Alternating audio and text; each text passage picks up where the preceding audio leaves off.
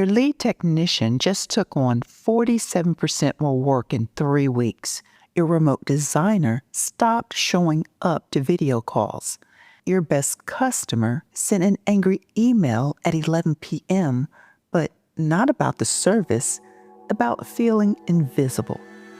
Now, here's what your dashboard won't tell you. They're all sending the same signal. And if you miss it, you won't just lose a team member or a customer. You'll lose the thing you actually built the business to create in the first place.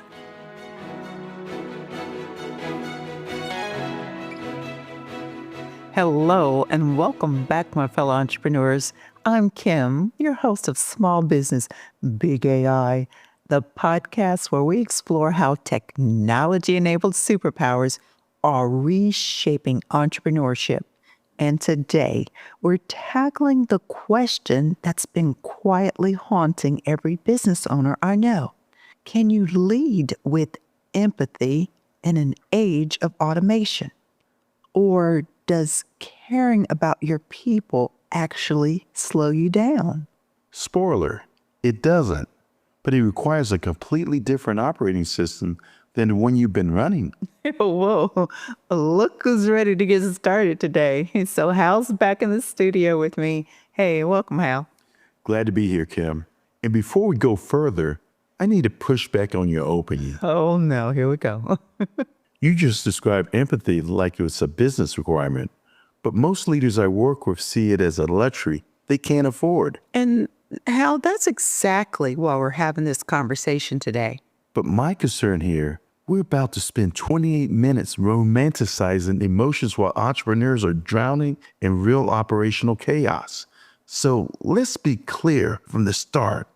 Is empathy actually profitable? Or are we just making people feel better about moving slower? Okay, I love that you went there immediately. And because that's the tension we're feeling right now. In this era with AI, but nobody's saying it out loud. and that's true, Hal. So let me start with this. Elon Musk, the guy who's literally building cars and rockets, well, he's been pretty vocal that psychological safety is the enemy of progress and that it breeds complacency. And in pure rocket factory logic, sure, that may be partially accurate. But here's a twist, Hal. McKinsey, the management consulting firm, well, they released a global study showing that empathy-led companies outperform their peers by, get this, 20% in both retention and customer satisfaction. Now, that's not sentiment. That's ROI. That's margin. All right, 20% is real money, but correlation isn't causation. Are those companies more empathetic because they're winning? Or are they winning because they're more empathetic? Well, that's the right question, Hal. And that's exactly what we're unpacking today.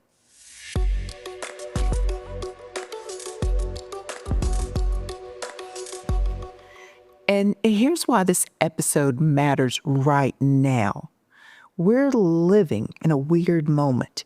AI is getting smarter, dashboards are getting louder, and somewhere in the middle of all that noise, leaders are making a choice.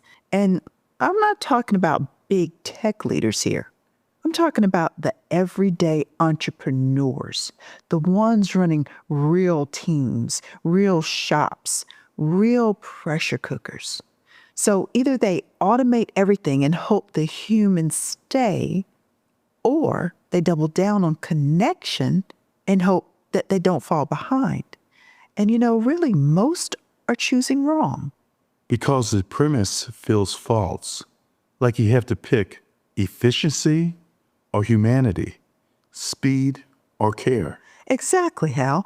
But what if the real advantage is seeing when your people are breaking before the numbers break? So what if empathy isn't the opposite of efficiency? It's really the precondition for it. Then we need to talk about how AI actually enables that. Yes, and we're going to, through the eyes of three small business owners living this tension.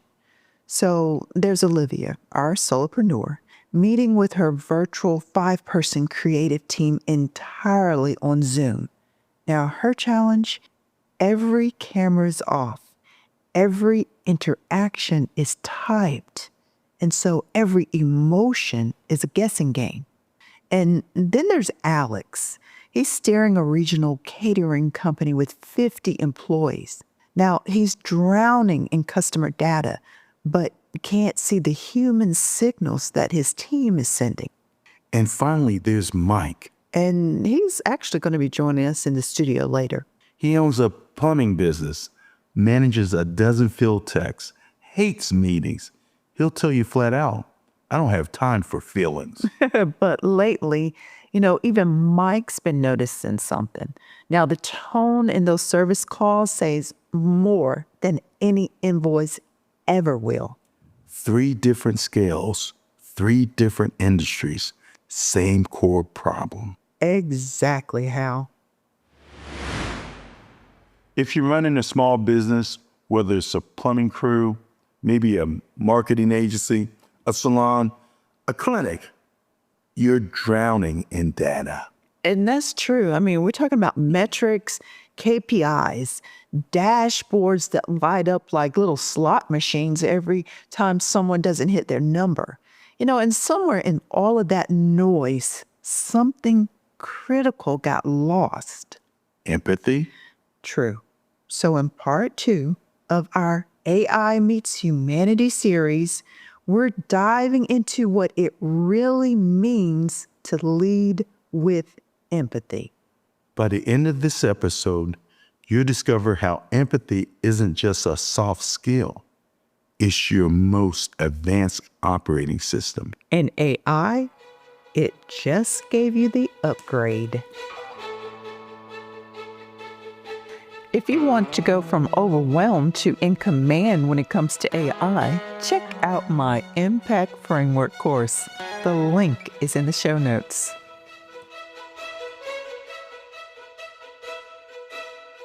All right, Hal. Now, venture capital guru Mark Andreessen, he says that more founders need to read the Elon Musk playbook. Well, Musk's leadership style is optimized for tech companies with deep engineering roots, not small businesses. Yeah, that's true. But, he really has a loyal following. I mean, people follow success. So even if yours is not a tech company, imagine being told that psychological safety is the enemy of progress, because that's exactly what Musk believes. And his competitive style is aggressive. I mean, he polarizes, provokes, and positions himself as a disruptor. Andreessen sees it this way as a way to attract loyal talent and stand out. And you know how that may work in Silicon Valley, but in Main Street businesses, I argue not so much, because on Main Street, we're seeing a massive shift in how leadership is being redefined in the AI era. Now, there is a move towards emotional intelligence in leadership. I mean, today, successful leadership teams act more like jazz bands. Jazz bands? No conductor. Everyone participates. All right, so we have established the stakes. Empathy pays. But the question every entrepreneur is asking right now is, how? How do you actually operationalize something as squishy and unmeasurable as empathy? And that's where most conversations die, right? Someone says, just be more empathetic, and then everyone walks out of the meeting with zero clarity. And what does that actually mean? Well, yeah, exactly, Hal. So here's what I've been thinking about. And, I'm building this framework specifically to solve that problem. So I call it the 3 layers of AI-driven empathy. And really the reason I'm excited about this is because it's not about feeling more. It's about seeing more clearly and then choosing what to do with what you see. Okay, I'm listening, but I'm going to stop you if this gets too abstract. Give me layers that actually stack on top of each other. Something a plumber can use. Something Olivia, our solopreneur, can use on a Zoom call. Something that scales. Okay, fair. So I'm going to give you layers that work for small businesses. All right, so here we go. All right, layer one is the insight layer. Now, this is where AI does what it does best. It finds patterns. I mean, like patterns in tone, patterns in timing, patterns maybe even intention. Now, things that are happening in real time that you'd miss because actually you're too busy running your business. Okay, give me a real example.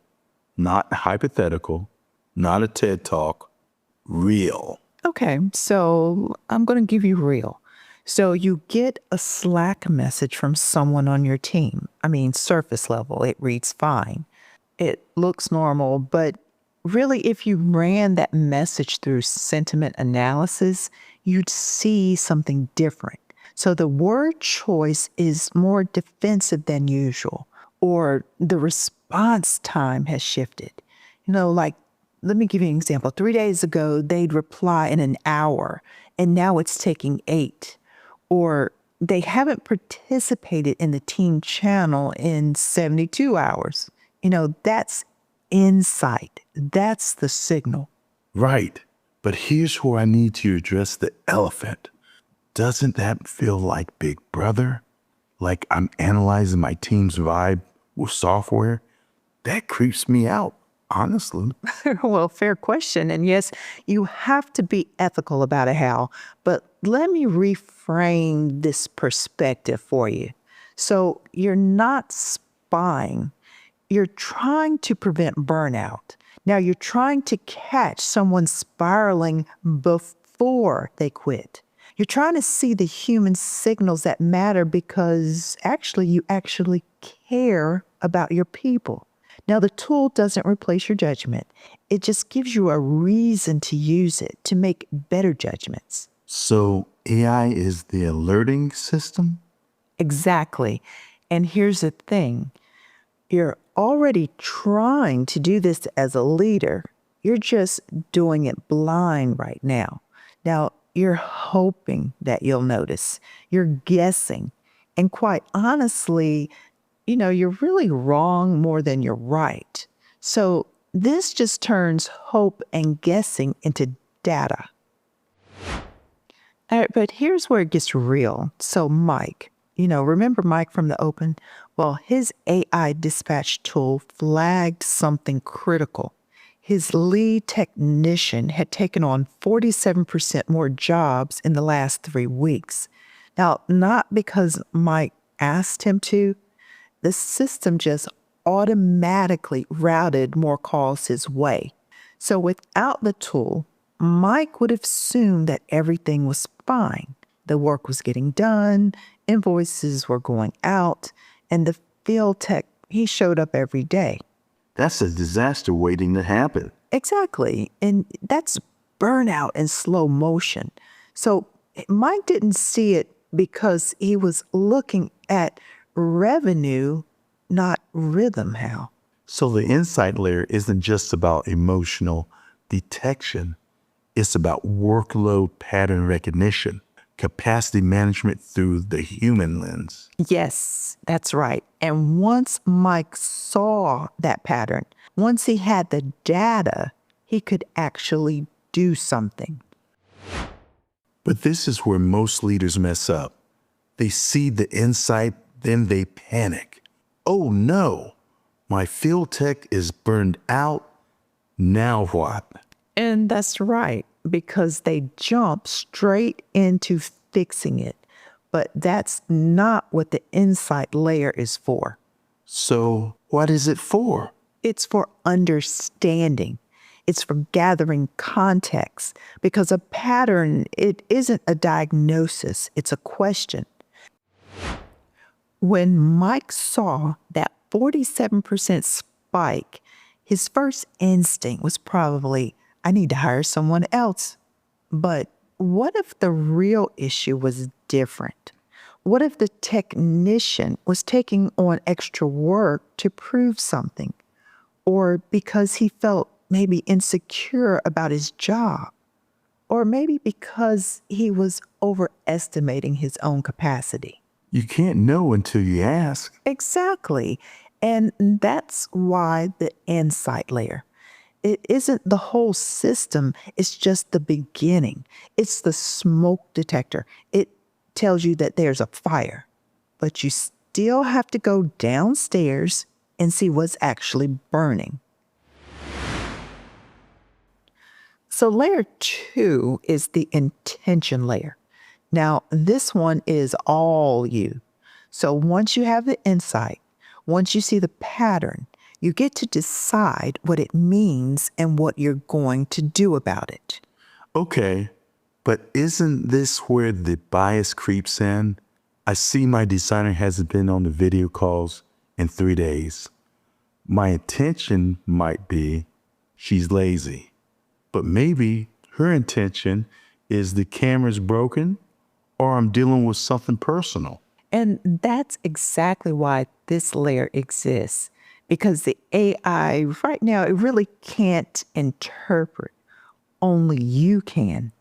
So what does interpretation look like? So you take the insight, the pattern that the AI surfaced, and you layer on context. So everything you know about that person, everything you know about the situation, everything you know about yourself and your own biases. So maybe that defensive tone in Slack means someone's overwhelmed. Or maybe it means that they're annoyed at a process, not a person. Or maybe they're dealing with something personal that really has nothing to do with work. So the AI can flag the signal, but you have to choose the story. And then you have to choose the action. Exactly. Because here's the risk. You see a pattern, you make an assumption, and you act on the assumption instead of the reality. So let me give you an example from Olivia. You remember her from the opening. She's a solopreneur with the remote creative team. Now, she noticed that one of her contractors had started sending shorter emails, less emojis, a different kind of vibe. And then she caught it because she'd set up some basic sentiment tracking, not to spy, but to notice. Now, her first intention, oh, they're losing interest in the work. I should start looking for a replacement. But then she paused. She actually called the person, and what came out? Well, the contractor was dealing with the family health crisis. It wasn't disengaged at all. It was just stress. And actually, she didn't want to be replaced. She wanted the opposite. She wanted more structure and clear deadlines so that she could actually focus on work without spiraling. So the intention layer is where empathy actually enters the equation. Yes, it's where empathy actually enters the equation, because empathy isn't a feeling, it's a choice. It's choosing to look deeper before you act. It's choosing curiosity before you choose judgment. But that takes time. And time is what small business owners don't have. Know how? Quite the opposite. It saves time, because if Olivia had replaced that contractor, she would have spent 3 weeks onboarding someone new. She would have lost institutional knowledge. She would have disrupted her client work, and she would have spent money.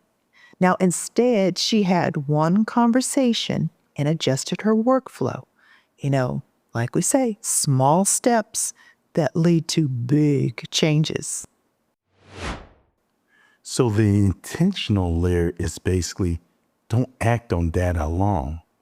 It's use data as a prompt for conversation. Exactly. So AI can't feel, at least not right now, but it can free you to feel. It frees you to actually check in, to ask real questions, and to listen. Now, it removes the excuse of, I was too busy to notice. So you're saying I can't blame the dashboard anymore? Right. You've got nowhere to hide right now, Hal. So the AI did its job. It surfaced the signal. Now it's up to you to show up. And that's what makes this a technology enabled superpower, not because the tech is smart, but because it forces the human to be smarter. So, layer 3 is integration. And this is where empathy becomes a measurable part of how you lead. Now, I know that sounds clinical, but it's actually the opposite. Because measuring feelings sounds like killing them. Well, that's what everyone thinks. But here's the thing, you really don't measure feelings, you measure outcomes. Okay, I'm listening. So when you start tracking the results of empathetic leadership, it stops being optional. It becomes part of your operating system.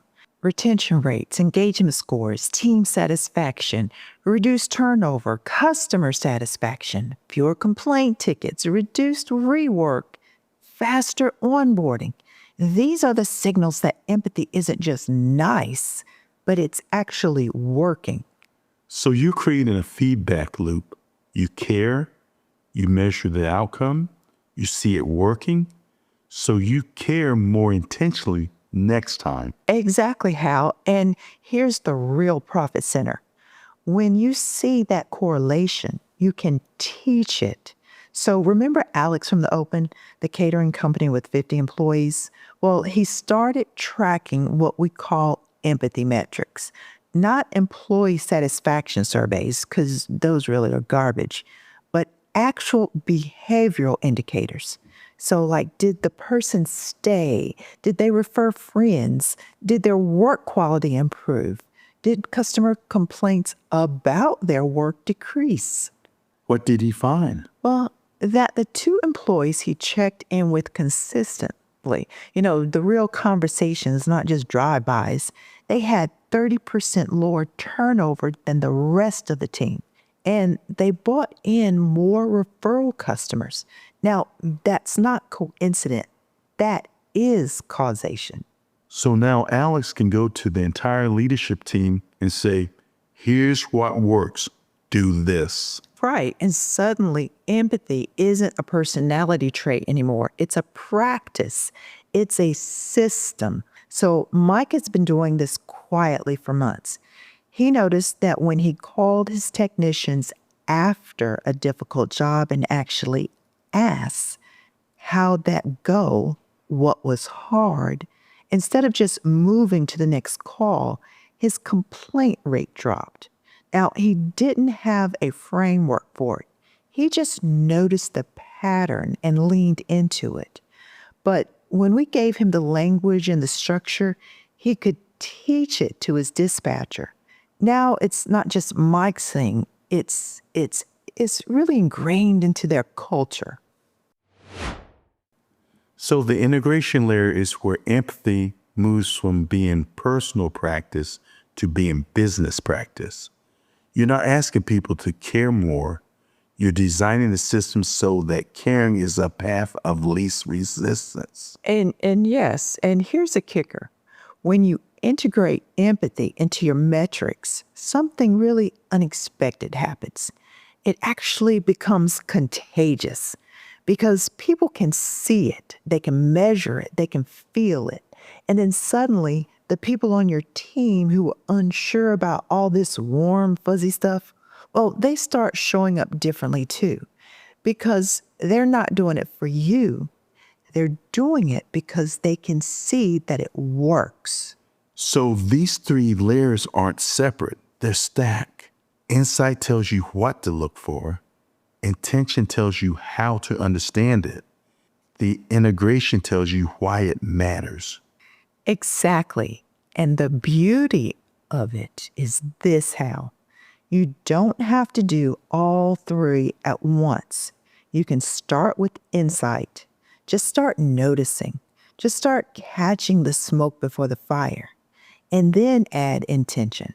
Start having conversations based on what you see. Then measure integration. See what changes and celebrate it. Build on it. But here's where most leaders get stuck. They understand the framework, but they don't know how to operationalize it. How do you actually build this into your week, into your own systems? And I'm guessing you have something for that. Yeah, I do. But first, let me ask Mike this. So I'm bringing Mike in here. Hey, Mike, you've been quiet. Does this framework feel real to you, or does it feel like consultant talk? Honestly, it sounds like what I'm already doing. I just really never put it into words. But here's my worry. My team does not have time for 3 layers of anything. I mean, they've got jobs to dispatch and customers to call and trucks to load. So how do I do this without adding more meetings? And that's the real question, right? How do you scale empathy without scaling bureaucracy? That's exactly what the next part is about. Ready to unlock the power of AI for your small business? Well, don't just listen. Become a small business big AI insider. Subscribe and get ready to dominate.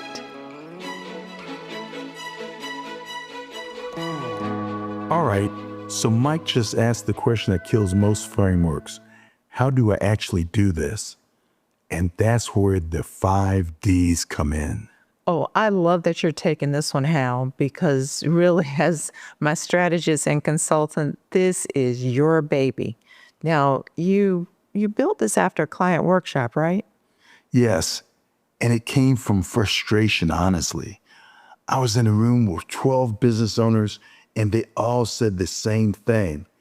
Empathy sounds great, but I need a system. So I built one. And it's called?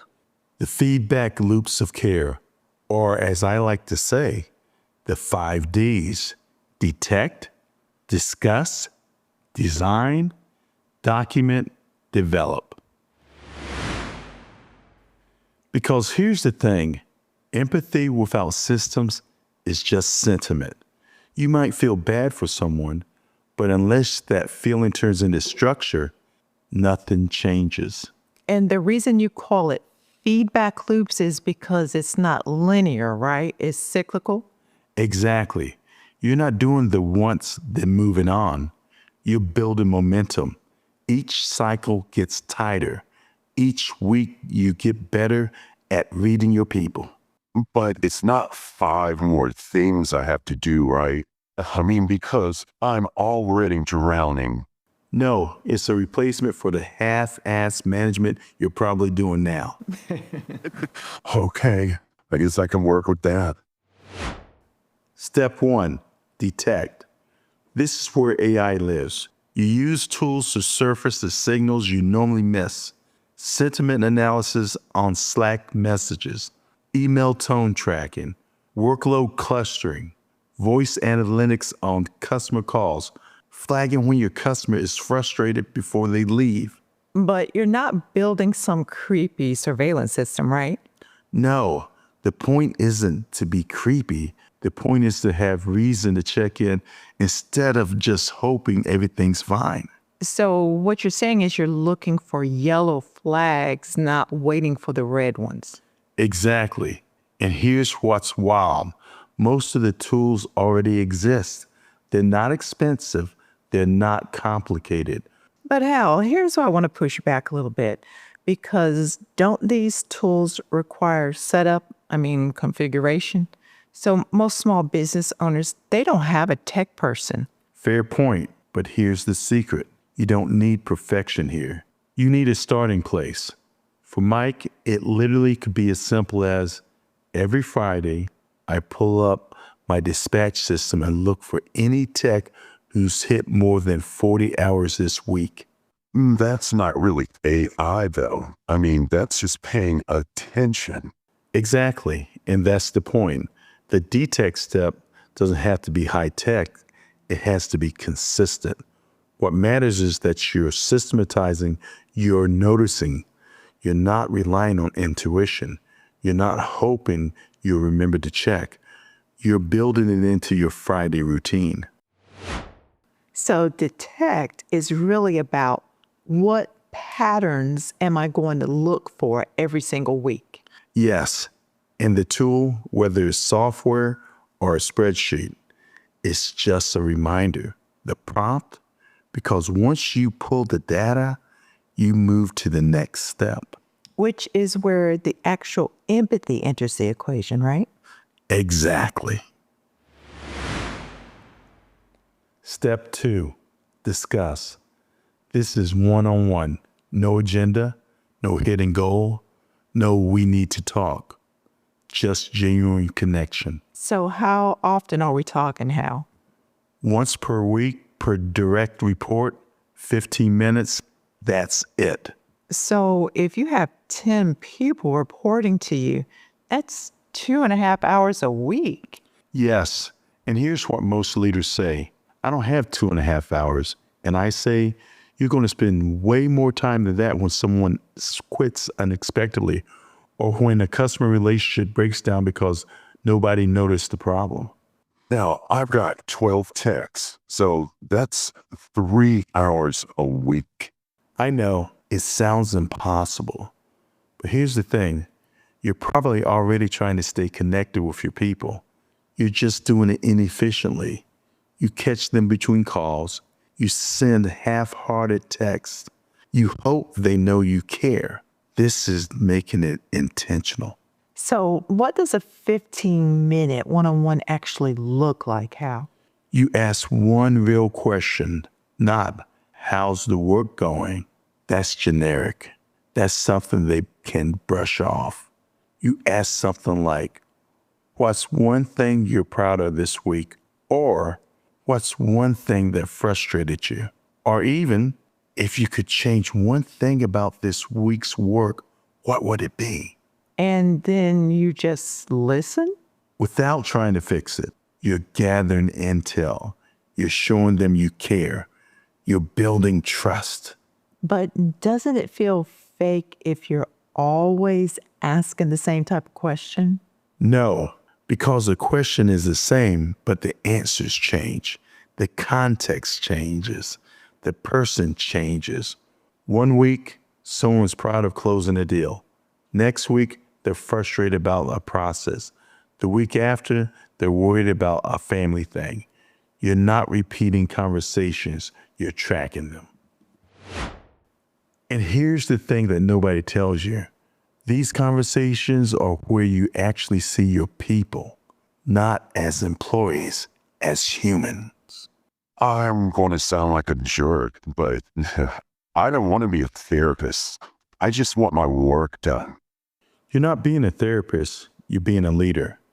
And part of leading is knowing what's actually going on with your people who make your business work. But Mike, here's what happens when you don't know what's going on. You miss the burnout until they quit. You miss the customer complaint until it becomes a lawsuit. You miss the misunderstanding until it becomes a permanent rift. Exactly. The discuss step isn't extra work, it's preventative work. So you're saying it's cheaper to have a 15-minute conversation than to hire and train a replacement? Yes, by about $15,000 to $30,000, depending on the role. And that's where empathy becomes ROI. It's not soft, it's financial.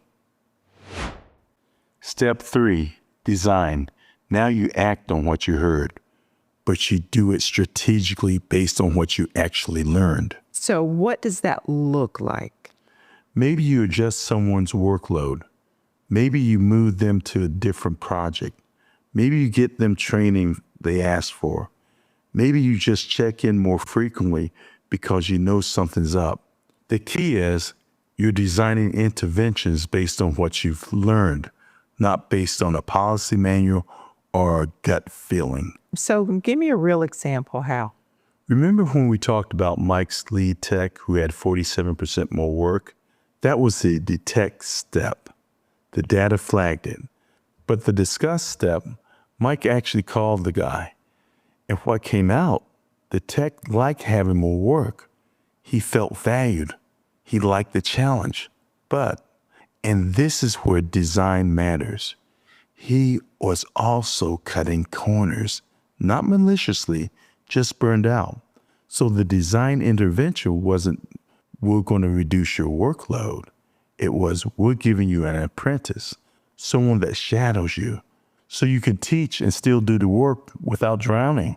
So you customize the solution based on what he actually needed, not what you assumed he needed. Exactly. And that's design. It's empathy in action. So design is where we're trading small efforts for big prevention. Yes. And here's what separates design from just being nice. You're being strategic about it. You're not designing interventions that feel good. You're designing interventions that work. But how do you know which interventions work? That's where the next step comes in. Step 4, document. And I know this is where people's eyes glaze over. Because documentation sounds boring. It is, but here's why it matters. If you don't document, you're just hoping things work. And hope is not a strategy. Oh, I've heard that before.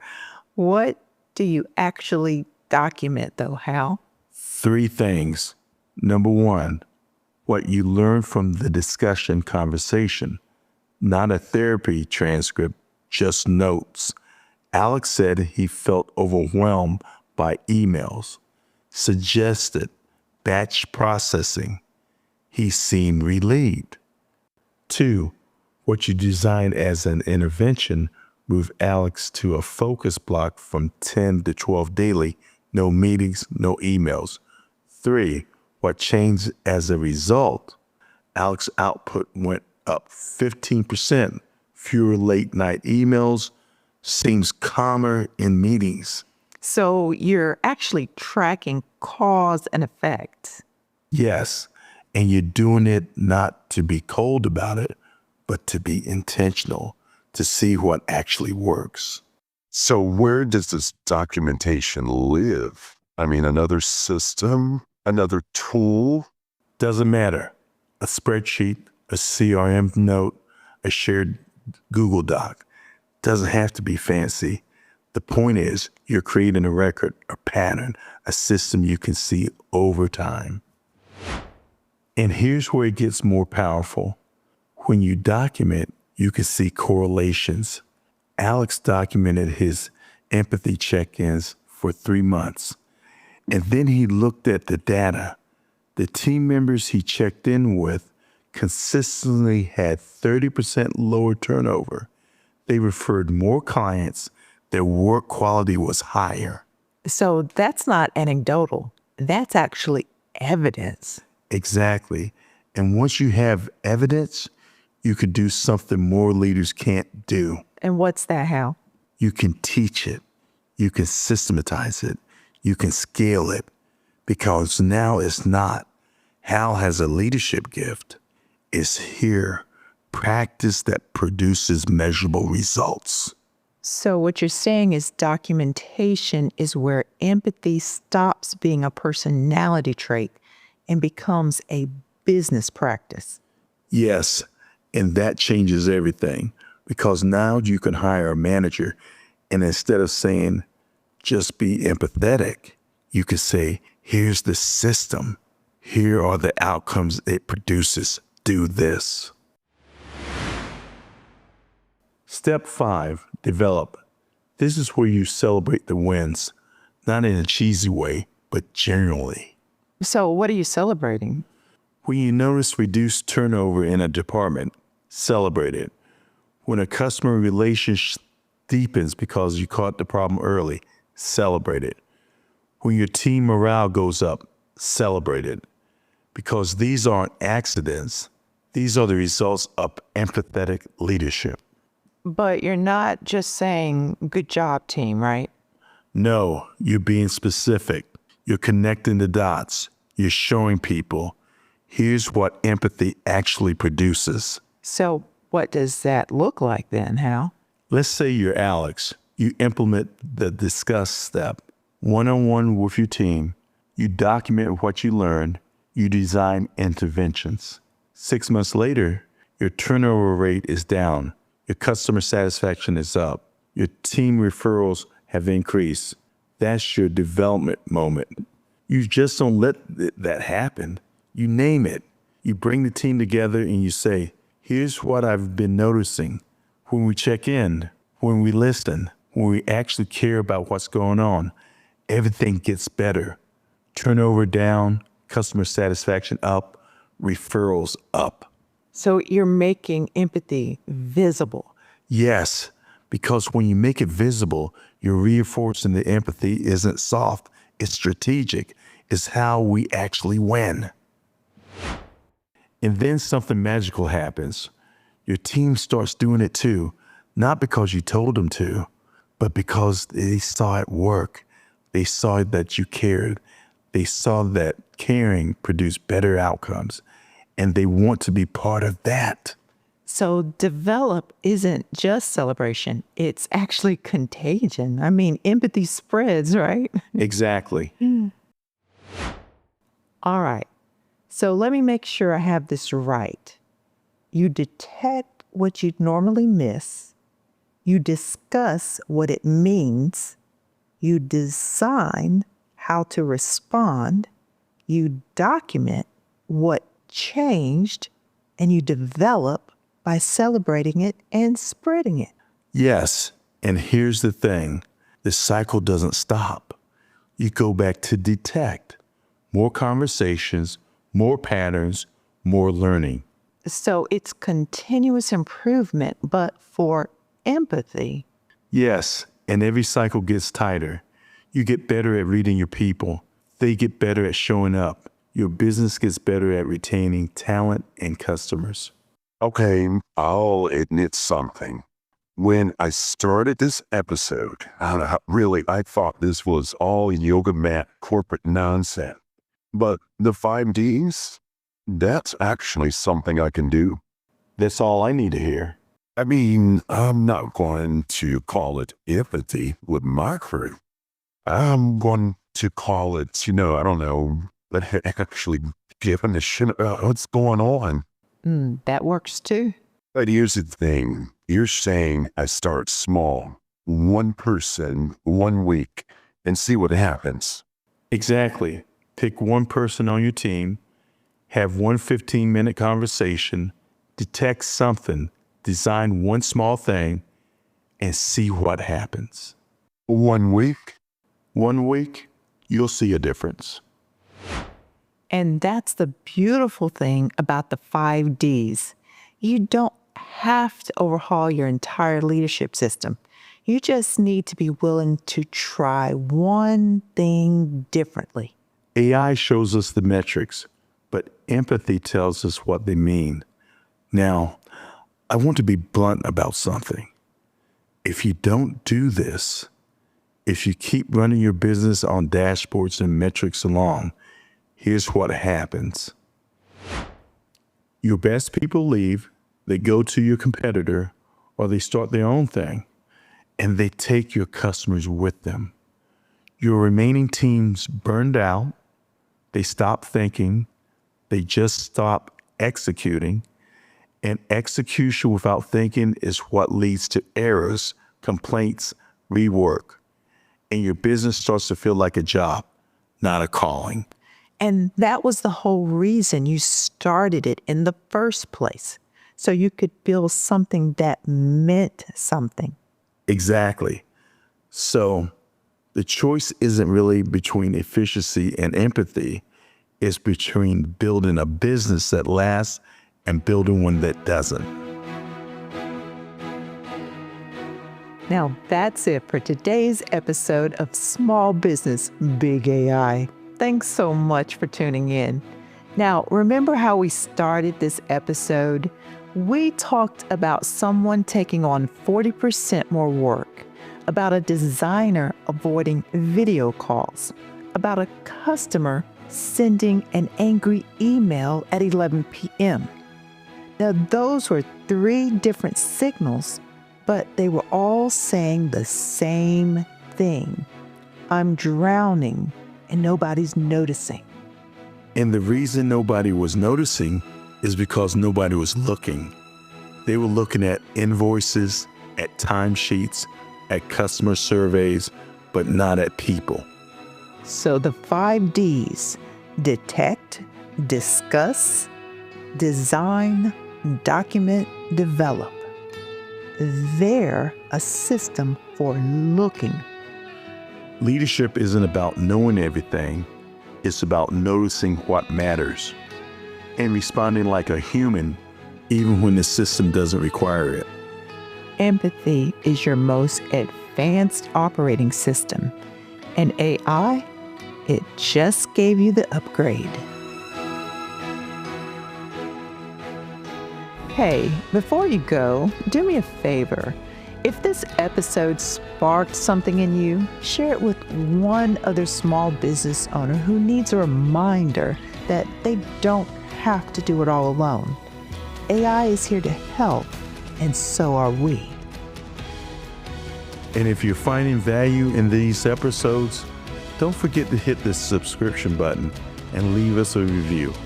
It helps more entrepreneurs discover how to build a technology-enabled superpower of their own.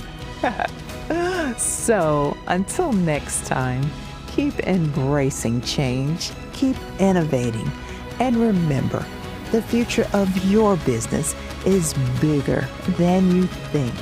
And the steps that you take today will shape the legacy you build tomorrow. Now, I'm Kim. And I'm Hal. And this has been Small Business Big AI. Thanks for listening. We'll catch you in the next episode.